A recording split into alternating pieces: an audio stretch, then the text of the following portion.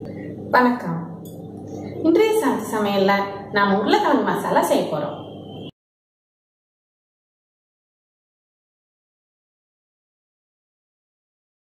உருளைக்கிழங்கு மசாலா செய்ய உருளைக்கிழங்கு 200 கிராம், 100 கிராம் பெரிய வெங்காயம், 2 பச்சை மிளகாய், கொஞ்சமா தக்காளி எடுத்துக்கோங்க.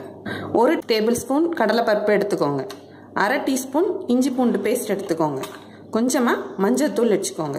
1 டீஸ்பூன் குழம்பு மிளகாய் பொடி எடுத்துக்கோங்க. தேவையான அளவு உப்பு வச்சுக்கோங்க. தாளிக்கிறதுக்கு எண்ணெய், பட்டை, கிராம்பு, 1 ஏலக்காய் எடுத்துக்கோங்க. கொஞ்சம் கருவேப்பிலை வச்சுக்கோங்க. பாத்திரம் சூடானதும் எண்ணெய் ஊற்றுக்கோங்க. எண்ணெயில் இந்த பட்டை, கிராம்பு, ஏலக்காய் போட்டுக்கோங்க. வெங்காயம், பச்சை மிளகாய் போட்டுக்கோங்க. 1 டேபிள் ஸ்பூன் கடலைப்பருப்பு போட்டுக்கோங்க. தக்காளி போட்டுக்கோங்க. இஞ்சி பூண்டு பேஸ்ட் போட்டுக்கோங்க. இப்போ உருளைக்கிழங்கு போட்டுக்கோங்க. உருளைக்கிழங்கை கட் பண்ணி தண்ணிக்குள்ள வச்சுங்க.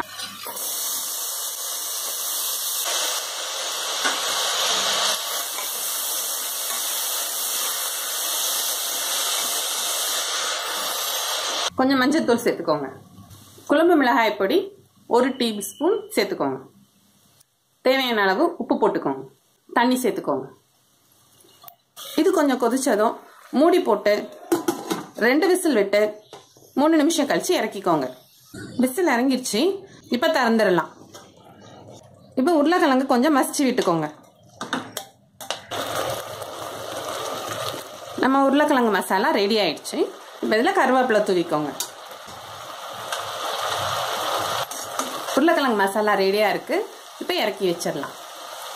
உருளைக்கிழங்கு மசாலா ரெடியாக இருக்கு. அதை பூரி சப்பாத்தியோட சர்வ் பண்ணுங்க. உருளைக்கிழங்கு மசாலா பூரி சப்பாத்தி கூட நல்லா இருக்கும். சமைச்சு சாப்பிட்டு பார்த்துட்டு எனக்கு கமெண்ட் பண்ணுங்க.